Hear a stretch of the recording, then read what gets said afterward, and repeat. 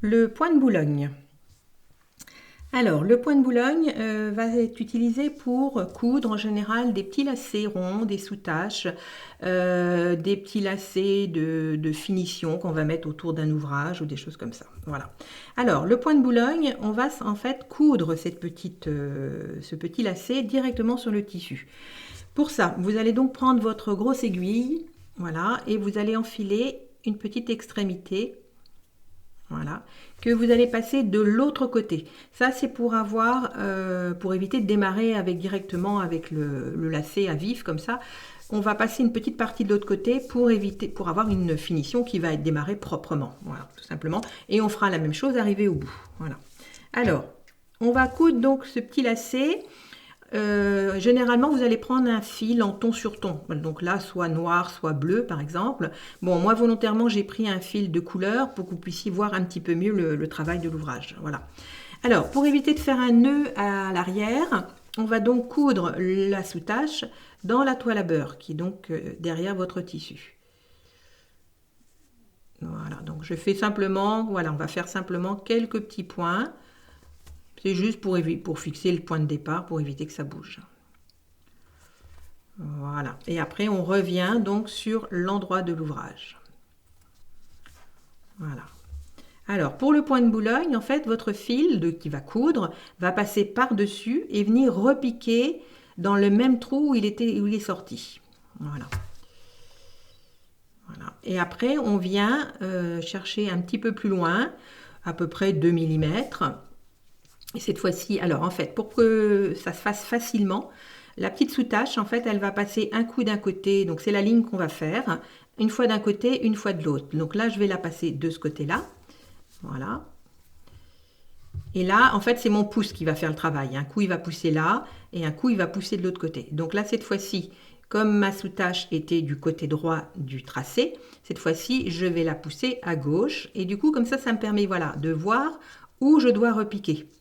Et en même temps, ça passe par-dessus. Voilà. Donc là, je vais repiquer un petit peu plus loin, à peu près 2 mm, et je tire. Voilà.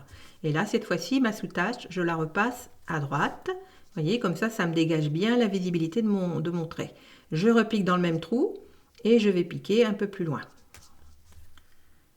Voilà. Alors donc là, j'ai choisi, dans ce cas-là, on va choisir donc effectivement de coudre avec un fil à coudre, hein, tout simple, en ton sur ton, mais on peut aussi choisir de mettre un fil fantaisie de couleur pour effectivement que ça fasse joli, hein, tout simplement, ou ça peut être plusieurs fils qu'on va coudre ensemble au point de Boulogne. Voilà, donc on reprend, donc je pousse ici à gauche, je viens repiquer dans le même trou, je vais un peu plus loin, voilà, et je resserre.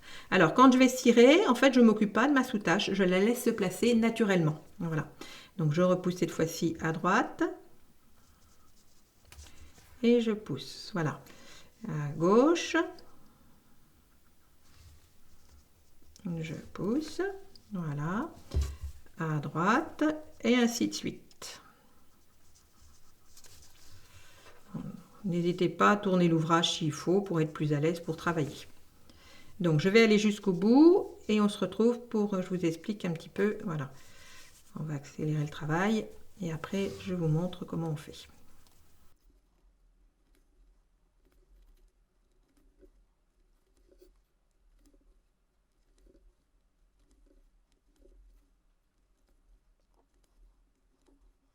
Alors, voilà, je vais arriver donc à la fin de ma tige. Donc, là, cette fois-ci, je vais reprendre donc la grosse aiguille. Voilà. Et je vais repasser la sous-tache de l'autre côté pour que ce soit propre au niveau de la finition. Voilà. Alors, quand on est de l'autre côté, on ne va pas évidemment couper pour recoudre, alors qu'on va, on va ressortir juste à côté ici quand on a une deuxième tige à faire. Voilà. Alors, par contre, quand vous allez tirer, ne tirez pas comme ça d'un coup sec, si vous voulez, parce que en fait, c'est un petit cordonnet avec le fil enroulé autour. Donc, vous risquez de faire tout remonter, surtout que c'est un cordonnet qui n'est pas toujours régulier, une petite sous-tache qui n'est pas. Alors, ce que je vous conseille, c'est de bien tirer par petits bouts, voilà, et d'accompagner, voilà, de façon à ne pas, voilà, faire remonter les fils. Voilà. Donc, on tire, pas trop, hein, pour pas que ça, voilà. Et là, je peux aussi, par exemple, directement, voilà, avant de commencer à coudre, je peux aussi, des fois, moi je fais ça, voilà, directement aller passer de l'autre côté. Voilà, donc là pareil, hein, je tire tout doucement, voilà, par petits bouts pour bien éviter que le fil se remonte. Voilà. Et là, je n'ai plus qu'à, voilà, je n'ai plus qu'à finir de coudre, repasser, puis coudre celle-ci, voilà, ainsi de suite. Voilà. Donc quand vous commencez votre ouvrage, si vous avez plusieurs tiges à faire, bah, réfléchissez un petit peu le parcours que vous allez passer pour que ce soit le plus pratique et éviter de, voilà, de couper, de refaire, voilà, de faire des points d'arrêt et des points de reprise. Voilà, donc ça c'est le point de Boulogne.